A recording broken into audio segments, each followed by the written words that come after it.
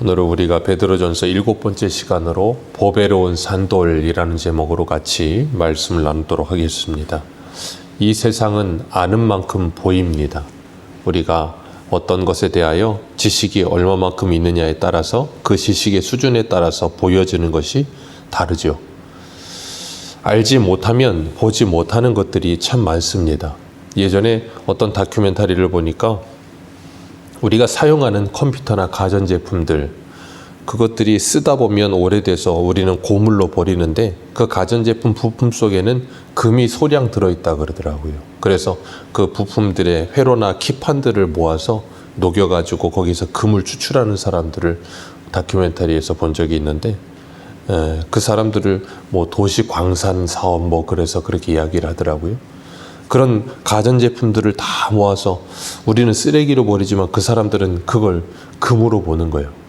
우리가 흔히 돌아다니다 보면 고물상이라고 하는 곳에도 보면 우리는 쓰레기고 고물이라고 버리는 것들이 그 사람들에게는 전부 돈으로 보이는 겁니다. 왜 그런가 하면 그 사람들은 그게 그렇게 보여지게끔 눈이 열려진 거예요. 이 세상을 살아가면서도 각자의 세계마다 그 세계 속에 들어가 있는 사람들과 세계 밖에 있는 사람들은 그것을 바라보는 눈의 수준의 차이가 다른 거죠. 신앙의 세계도 마찬가지입니다. 하나님께서는 우리들에게 예수 그리스도를 믿고 성령을 주셔서 우리가 영적인 눈을 뜨게 되면 이 신앙의 세계가 전혀 다른 세계로 보여지게 된다는 것을 가르치고 계세요. 그래서 바울은 어제 2절에 신령한 젖을 사모하라 그랬습니다. 그것을 그리고 주의 인자하심을 맛보았으면 그리하라 그러면서 그 예수 그리스도는 사람에게는 버림받은 분이다 라고 말하고 있어요. 왜 그런가 하면 사람들은 예수 그리스도가 누구신지를 몰라요. 그리고 예수 그리스도의 가치를 모릅니다. 그렇기 때문에 예수 그리스도를 버린다는 거예요. 그런데 하나님께는 택하심을 입은 보배로운 산돌이신 예수께 나아가라 그렇게 말씀하고 있어요. 우리가 신령한 젖을 사모하고 주의 인자하심을 맛보았으면 그리하라 그러면서 뭐라 그러냐면 그 예수께, 보배로운 산돌이신 그 예수께 나아가라 라고 말씀하면서 5절 말씀 우리 같이 읽습니다. 시작.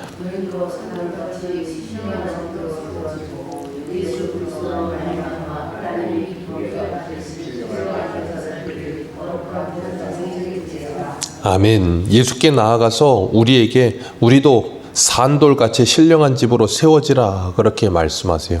신령한 집으로 세워지고 예수 그리스도로 말미암아 하나님이 기쁘시게 받으실 신령한 제사를 드릴 거룩한 제사장이 될지니라 라고 말씀하고 있어요. 예수 그리스도께서 사람들에게 버림받았다라고 하는 이유는 사람들이 그 예수 그리스도를 볼 눈이 없다 그랬습니다. 이사야 53장 2절을 보면 이렇게 말씀하세요. 그는 주 앞에서 자라나기를 연한 순 같고 마른 땅에 나오는 뿌리 같아서 고운 모양도 없고 풍채도 없은즉 우리가 보기에 흠모할 만한 아름다운 것이 없도다. 예수님은 이 땅에 그런 존재로 오셨어요. 그렇기 때문에 이 세상의 사람들은 그 예수님을 좋아하지 않는 거예요. 만약에 사람들이 흠모할 만한 아름다운 것이 있었다면 분명히 사람들은 예수님을 기쁘게 따랐겠죠. 그래서 요한복음 6장에 오병이어의 표적을 보여주셨을 때 수많은 사람들이 예수님을 따라오니까 예수님이 그들을 향해 뭐라 그러세요? 너희들은 표적을 보고 나를 따르는 것이 아니라 그러셨어요. 표적을 보고 나를 따르는 것이 아니라 썩을 양식을 위하여 나를 따른다라고 말씀하세요.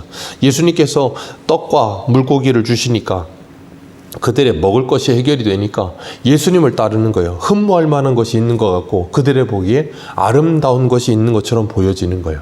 그러다 보니까 그 예수님을 따르는데 예수님은 그런 것을 보고 나를 따라오지 말라라고 말씀하시는 거예요.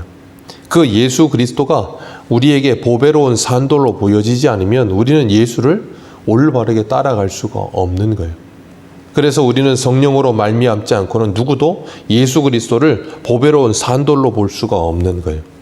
5절 말씀에 너희도 산돌같이 신령한 집으로 세워지라. 이 신령한 집이라는 표현은 쉽게 표현하면 성전이라는 뜻이에요. 사도 바울은 고린도전서 3장 16절에 이렇게 말합니다. 너희가 하나님의 성전인 것과 성령이 너희 안에 계시는 것을 알지 못하느냐. 누구든지 하나님의 성전을 더럽히면 하나님이 그 사람을 멸하시리라. 하나님의 성전은 거룩하니 너희도 그러하니라 라고 말씀하세요. 우리가 하나님의 성전으로 신령한 집으로 세워지고 있다라고 말씀하시고, 고린도후서 4장 7절에는 이렇게 말씀하세요. 우리가 이 보배를 질그릇에 가졌으니 이는 심히 큰 능력이 하나님께 있고 우리에게 있지 아니함을 알게 하려 함이라. 아멘. 우리가 잊지 말아야 될 것은 예수 그리스도께서 우리 안에 거하고 계시는, 우리가 그분의 성전 되었음을 기억하라는 겁니다.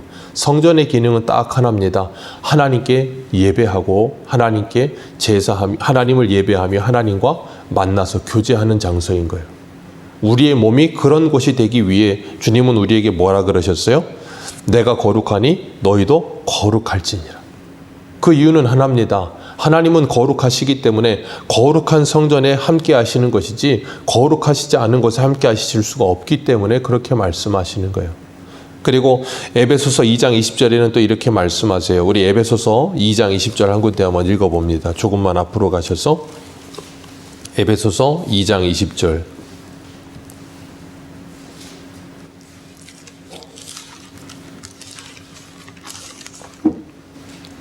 에베소서 2장 20절에서 22절까지입니다. 시작. 너희는 사도들과 선지자들의 터 위에 세우심을 입은 자라. 그리스도 예수께서 친히 모퉁이 돌이 되셨느니라. 그의 안에서 건물마다 서로 연결하여 주 안에서 성전이 되어가고, 너희도 성령 안에서 하나님이 거하실 처소가 되기 위하여 그리스도 예수 안에서 함께 지어져 가느니라. 아멘. 분명히 예수님께서 친히 모퉁이 돌이 되어주셨다라고 말씀하세요. 그리고 예수 그리스도 안에서 건물마다 서로 연결되어 주 안에서 성전되어 가고, 성령 안에서 하나님이 거하실 처소가 되기 위해 예수 안에서 함께 지어져 가느니라. 사도 바울은 여기에서 이 20절부터 22절까지 세 절 가운데 계속해서 우리가 누구 안에서요? 예수 그리스도 안에서라는 말을 계속해서 반복하고 있어요.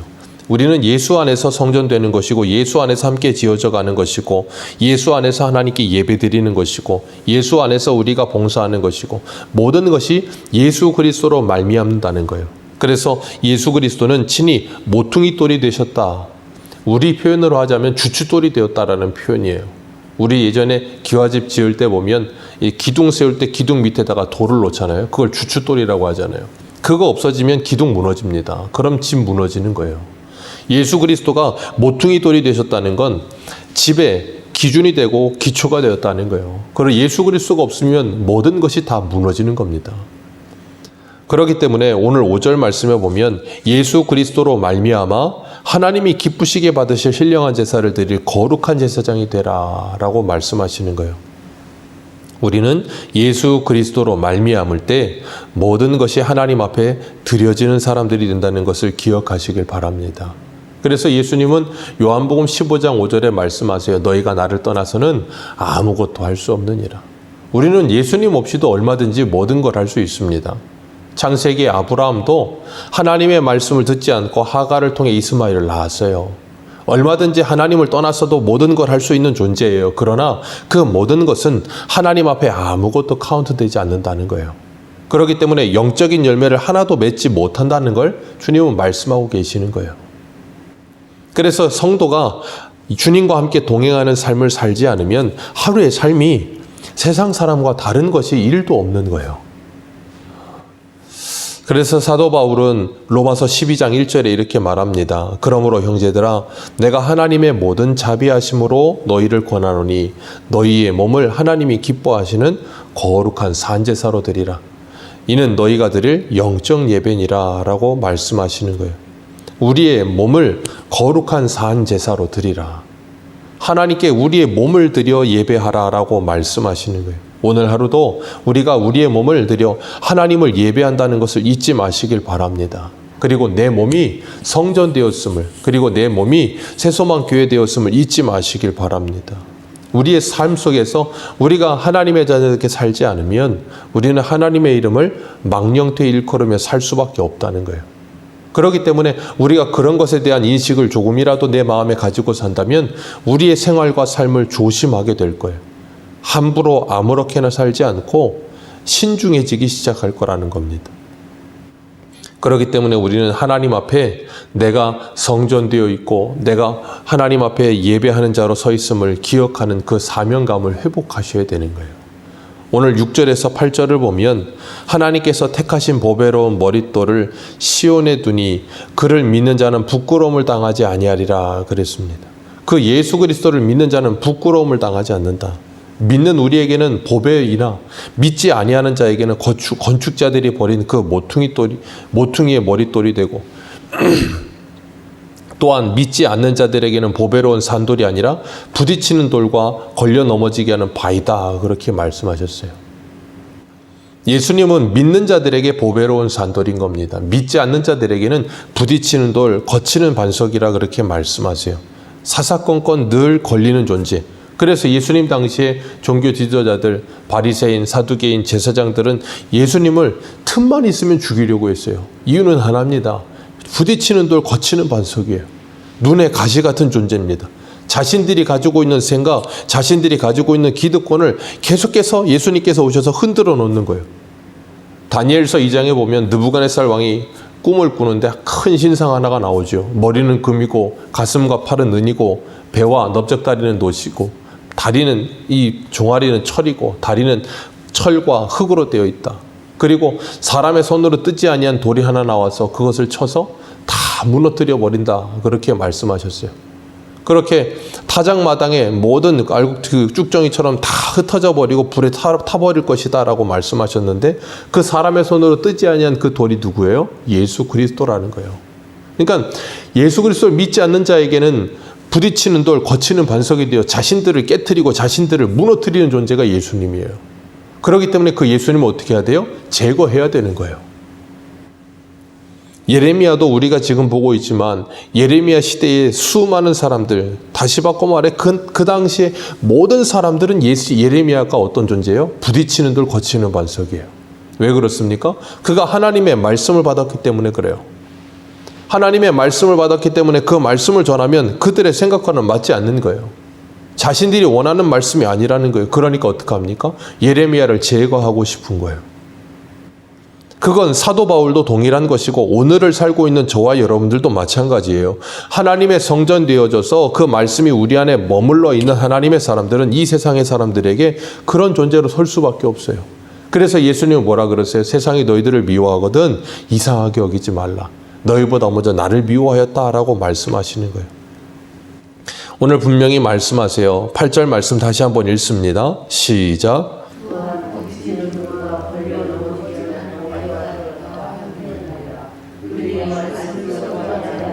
넘어지나니 이는 그들을 이렇게 정하신 것이라. 아멘. 여기서 분명히 말씀하세요.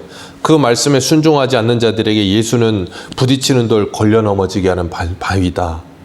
그런 것처럼 그 예수 그리스도가 우리에게 찾아오시면 우리에게도 이런 존재예요. 누가요? 예수님이요.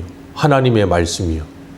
그래서 그 말씀으로 인하여 우리가 무너져 내리지 않으면 우리는 여전히 예수 앞에 어떤 존재로 서게 돼요? 예수를 대항하는 존재로 서게 되는 거예요. 그래서 주님은 말씀하세요. 누구든지 나를 따라오려거든 자기를 부인하고 자기 십자가를 지고 나를 따를 것이니라. 그렇게 예수를 보배로운 산돌로 보고 믿게 되어진 사람들은 끊임없이 자기 안에 있는 자기 나라가 다 무너지는 거예요.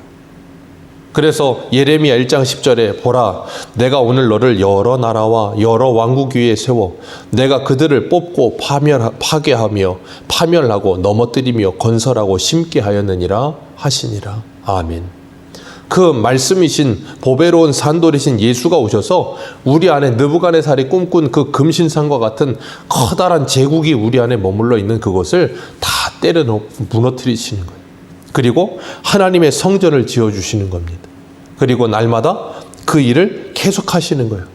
그래서 우리는 하나님의 말씀을 들을 때마다 마음에 찔림이 오게 되는 것이고 하나님의 말씀을 들을 때마다 우리 안에 있는 모든 더러운 것들이 보여지게 되는 것이고 그래서 하나님의 성령 하나님께서 우리에게 회개형을 불어넣어 주시면 그 모든 것들을 더러운 물건 던지듯이 다 던져버리고 회개하고 하나님 앞에 엎드리지만 그렇지 않을 때는 내 고집과 내 어떤 옛사람의 본성에 더 압도될 때는 하나님의 말씀을 거부하는 거예요.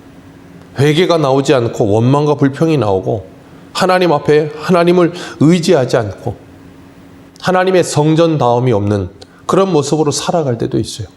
그러나 하나님은 끊임없이 우리에게 찾아오십니다.